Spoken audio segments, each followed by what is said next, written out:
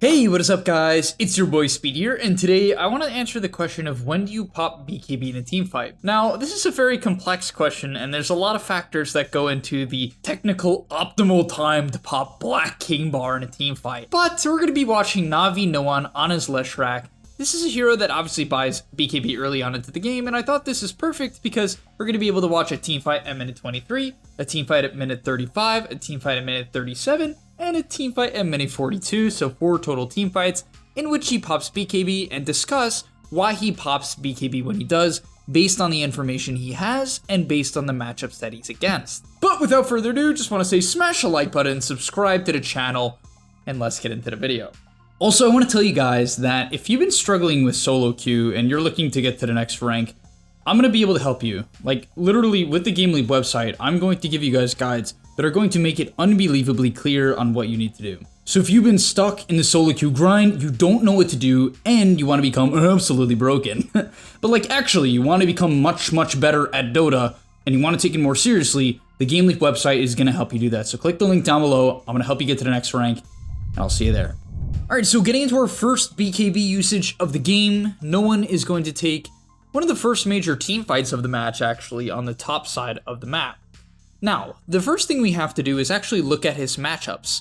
The main thing you want to identify is whether or not you can be bursted, okay? This is generally the main thing to understand when it comes to popping BKB. If you can get killed from full HP, then you have to BKB early. If you can't, and it's very likely the enemy will have to spend a decent amount of time killing you, then you should actually pop BKB a bit later into the fight. Usually you want to wait 2, 3, 4 seconds before, let's say, you know, some hero tries to get on top of you. Maybe it's a Diffusal Slark or a Diffusal Ursa, then you can get rid of their Diffusal. If you BKB too early, they'll kill you when it ends. So against certain matchups where they do not have hard stuns and they cannot burst you from full, usually you hold it, otherwise you use it right away. I'd say that's the best rule of thumb to think about. So this game, using that rule of thumb, against the enemy team comp, we're looking at Leshrac. Take a look at the Undying, Mars, Jakiro, Storm, Visage team comp. Can he die from full?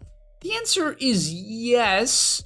Now, there's no instant disable. Storm's Vortex is pretty fast. Mars' Spear is okay. And Bird's Drop is meh. Ice Path, not terrible. So basically, there's no Lion Hex. However, there is a plethora of stuns. So if one of them hits, he will most likely die from full, right?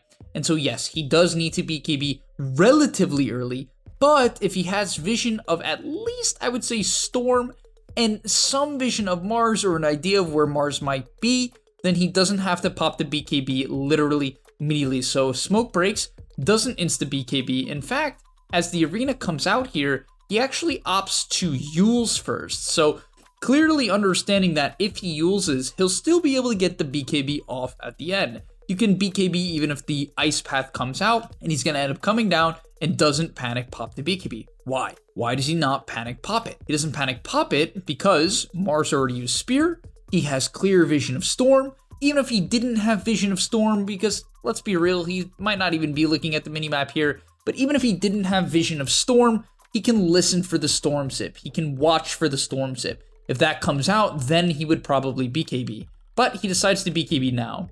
Honestly, you could argue that it was technically a little bit early, right? You could definitely say it was a little bit early. I guess it gets rid of the slow from the Undying zombies, but at the end of the day, there was no direct stun threatening him. Now, that doesn't mean you can BKB just because there's no stun. Sometimes you do want to BKB just to make sure you can stick on top of a target, let's say because of slows. And I think that's mostly what he's doing here. He BKBs, is going to now chase down the Jakiro, just kind of pick up a very easy kill here. Unfortunately, I will argue that in this team fight, he kind of ends up going down. It's almost cool, right? I would argue he ends up going down here and falls on the back half of this fight, and I think this primarily is because of his early BKB usage. He wasn't able to get his Essence Ring off, and really didn't get much of any value out of the BKB, and so that's why you gotta be careful, right? I understand why he popped it when he pops it, but you can see, this is even something that pros struggle with. I would argue that that one was definitely a bit of a mistake. All right, moving on to the later part of the game, you can see one thing I definitely want to note as well is he's ahead at this point, right? He has the Shivas, he's about to pick up a Kaya Sanj, his tankiness is really starting to upgrade here. It's getting to the point of the game where it's very difficult for BB to actually take down Noan on his Leshrac this game. And when that's the case, you want to BKB as late as possible. The reason why is you want the enemy team to go on you, You want to live, pop your BKB and turn the fight when they've already committed resources, because when they've committed resources and committed their positioning, right? And what I mean by committing their positioning is they've walked in. Once they've walked close to you, if you can turn with the BKB, they're not going to be able to kite it easily, right? If they've casted their mobility spells to get on top of you, they can't disengage with them. If they've used the spear to, go on you, they used the ice path to go on you, they can't use these same spells to get away. And so if you live through those spells and then pop your BKB, you'll be able to chase them down most of the time. But either way, fight breaks out top here. Now you'll see in this team fight, he doesn't opt to go for the Yules. He actually opts to go for the earlier BKB. I think at this point of the game, he's just more so worried about how fast he can get it off. On top of that, in this specific fight, he nearly got jumped by the Storm. So it's very reasonable for him to just insta-pop this BKB, fearing that he will get bursted from full HP. So pops the BKB. Unfortunately, it will now get kited as he's against a BKB Mars and a Storm there. But he's going to use this time to instantly now focus the supports. He understands, I can't kill the Mars, I can't kill the Storm. Where are the supports? Finds Sineko on his Undying, basically kills off the Jakiro as well, and wins his team the fight. Alright, getting into our next engagement, this is what I mean by popping a late BKB. Now, I don't think this is actually fully intentional. I think part of this BKB was funny enough, actually him just basically getting caught out. I believe Storm has an Ags at this point in the game, if I'm not mistaken. Yeah, Storm has consumed the Ags. It's pretty hard to react to the Storm Ags. It's just such an instant, it's almost an instant disable because he can use it while zipping very easily, even without prior vision of your hero. So he ends up getting caught out here, but this is why something like Kaya-Sanj in a game like this is really, really nice. Because when you're this tanky, and the enemy team kind of lacks burst damage, right? They have Visage as their burst damage, but in this case, he's actually split pushing. They actually knew he was split pushing. And on top of that, he has a Shivas, even if he wasn't split pushing. So ends up living through the spear. Even if he got speared there, pretty sure he would have been fine. And now the enemy team has committed their resources. The Storm used his entire mana pool, and now no one's going to try to chase him down. Unfortunately, he runs out of mana, so he doesn't end up getting the kill. But you can see the gist there. Once again, not really panicking too hard with the BKB. Just to replay this for you guys, right? Even when he ends up getting gone on here and ends up getting speared, I think the main reason why he clicks BKB here is primarily because he's now stuck in this macro pyre, right? He has to be careful about burning out to this macro pyre, which is actually, by the way, an Ags macro pyre, so he actually has to really run out of it. But once again, in games like this, usually you just pop your BKB. So if you're unsure by the end of this video, what do I do with BKB, even though I'm trying to help you guys understand it, usually the best rule of thumb is pop it earlier than later. And the only reason why I say that is later is actually usually optimal. The later you pop the BKB, often the better. But the problem is if you die, you don't get to use it at all. All right, and finally, we're going to see in the last example here a bit of a different usage of the BKB. This is an offensive usage of BKB. So there's a couple examples in Dota where you want to offensively BKB.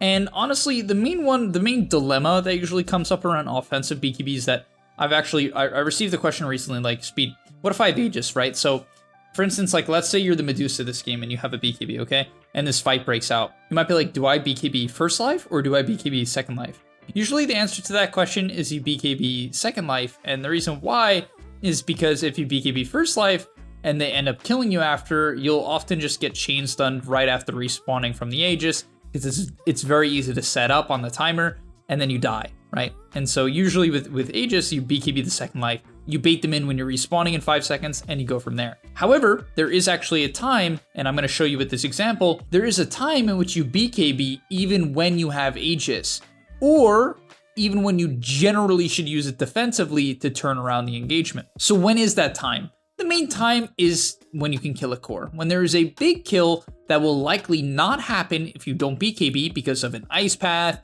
or because of a vortex, or a spear, or whatever would disrupt the kill. Whenever something like that would disrupt the kill, if your team manages to find a stun on a key core and you can chain stun them, or follow up that initial stun or go, you should do it. So in this clip here, they know that the Hawk's Visage is a very greedy build, right? It's no BKB, no Force Staff, no Pike, no nothing, right? He has no defensive item. His only defensive option is turning into a stone, which you can't use if he gets stunned.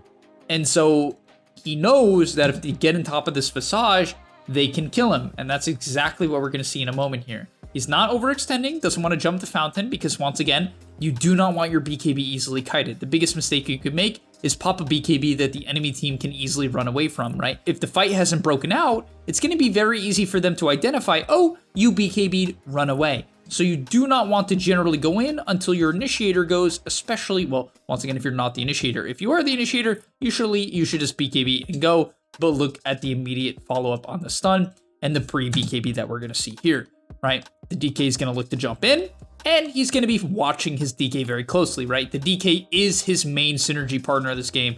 We see that come out. They go onto the Visage, blow him up, take him out, and the offensive BKB is absolutely worth it. Even ends up transitioning into an undying kill as well. Now, of course, now that his BKB is down, he has to be a little bit more careful with his positioning. He does decide to jump in here, and I think the main reason for that is everything, and I mean everything, was being committed on this Medusa. The spear, the ice path, I think the vortex, everything was being used on this Medusa. They clearly thought they could kill him. He takes that opportunity, you know, that clear gap of them going on the Medusa to jump to Jakiro, take out the backline, find an isolated target. Even though the Jakiro wasn't too isolated, he still is like, has no spells, has no defensive items up, right? He has no defensive items, actually, period. This Visage, same thing. And so it's a perfect jump. Two heroes that cannot get away from his damage. Two heroes that cannot prevent him from staying on top of him, especially when the ice path has already been committed. And it ends up being a pretty solid engagement. Gets gone on, kind of has to kite out. Undying's pretty bad for Leshrac. I've played this matchup quite a few times. It's a little bit rough, but once again, a great engagement from no one. And that's going to be the end of today's video. Hopefully you guys took some things out of this. BKB usage is one of those really cool things where most players honestly just kind of have a baseline of, fight breaks out, I'm going to panic click BKB at some point. But you want to have some thought behind your BKB. You want to have an idea behind when you're clicking BKB and trying to maximize it, as it is arguably the most important mid to late game item in the entire game. But alright, thanks for watching, guys. I'll see you in the next one, and I'm out. Peace! And that's all, but remember, before you leave, come on, before you tune out, subscribe to the GameLeap website, where we are going to help you get to the next rank. If you're stuck, click the link down below, and I'm out. Peace!